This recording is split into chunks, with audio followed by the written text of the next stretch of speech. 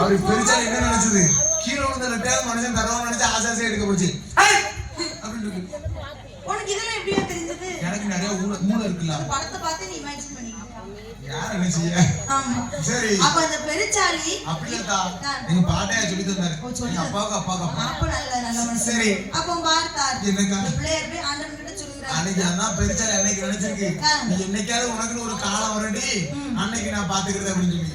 அதான் இன்னைக்கு பழி வாங்குறது பெருச்சாளி. பழி வாங்க அரக்கன் துரத்திக்கிட்டு வரான். பெருச்சாளி நீ போன்னு சொன்னா அது போக மாட்டேங்குது. போகாது பொரிகடனத்தா எள்ளுருண்டத்தா பணியாரந்தா இடியாப்பந்தான்னு கேட்டுக்கிட்டு இவ்வளவு தந்தனா என் உயிரும் தப்பிக்கும் உன் உயிரும் தப்பிக்கும் அப்படின்னு ஆண்டவன் கிட்ட போய் கேட்ட பொழுது எப்பா ஏன் பிள்ளையாரப்ப நீ கவலைப்படாத நீ எங்க போய் இருந்தாலும் சரி உனக்கு தெரியாத நாங்க இருக்கிறோம் யாரெல்லாம் சிவபெருமான் உனக்கு அரச மரமாகவும் சரி பார்வதி அம்மா உனக்கு வேப்ப மரமாகவும் உங்க மாமா இருக்கிறாரே தாய் மாமன் கண்ணபிரான் கோபால கண்ணன் உனக்கு நாராயணன் ஆலமரமாகவும் அடேங்கப்பா பிள்ளையார் கோயிலை சுத்தி பார்த்திருக்கியா? ஆமா சுத்தி பார்த்திருக்கேன் வேப்பமரம் அரச மரம் நிறைய பெண்களா போவாங்க இருக்கும் பிள்ளையார் சுத்தி முடியாது.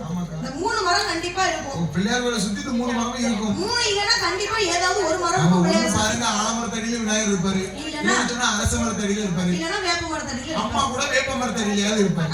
சரி இப்படி ஆண்டவன் சிவபெருமான் பிள்ளையாருக்கு ஒரு வாக்கு வரங்களை கொடுத்துவிட்டு அரக்கனுக்கு பயந்து இந்த ஆண்டவன் ஓடும் பொழுது ஓடக்கூடிய நேரத்தில் ஆண்டவன் ஓட அரக்கன் விட்ட வடி ஏன்னா ஓடுறவனுக்கு கண்டா துரத்தவனுக்கு தொக்கு சரி அப்ப ஆண்டவன் நினைத்தார் ஓட அந்த அரக்கன் வருத்தத்தான செய்வான் என்று பின்னாலே ஓடி வந்த தேவாதி தேவுக்களை மூவாதி முகர்களையும் ஒரு நந்தவன தோட்டமாகவே உண்டு பண்ணி அந்த நந்தவன தோட்டத்திலே அரளி பூவிக்குள் அரளி பூ பார்த்திருக்கிறியாப்பா? பூ பார்த்திருக்கிறது அரளி பூ 5 இதழ் இருக்கும். சரி அந்த 5 இதழுக்குள்ளே சிவலிங்கமா மறைஞ்சிருக்கிறார்.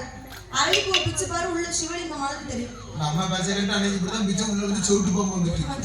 அரளி பூக்குள்ள பாம்பு இருக்குன்னா யாரும் பிச்சாதீங்க. அரளி பூக்குள்ள பாம்பு இருக்கும் கண்டிப்பா. இருக்குமா? பாம்பு இருக்குன்னு சிவன் மாதிரி சிவலிங்கம் மாதிரி எங்க மாமா சொல்லி தந்திருக்காங்க. ஓ உள்ள சிவலிங்கம் மாதிரி சிவன் இப்படி இருக்காரா? இருக்காரு. சரி என்ன அரக்கனுக்கு பயந்து ஆண்டவன் அன்னைக்கு மறைஞ்சிருக்காரு. ஓ அரக்கனுக்கு பயந்து ஆண்டவன் அன்னைக்கு மறைஞ்சிருக்காரு.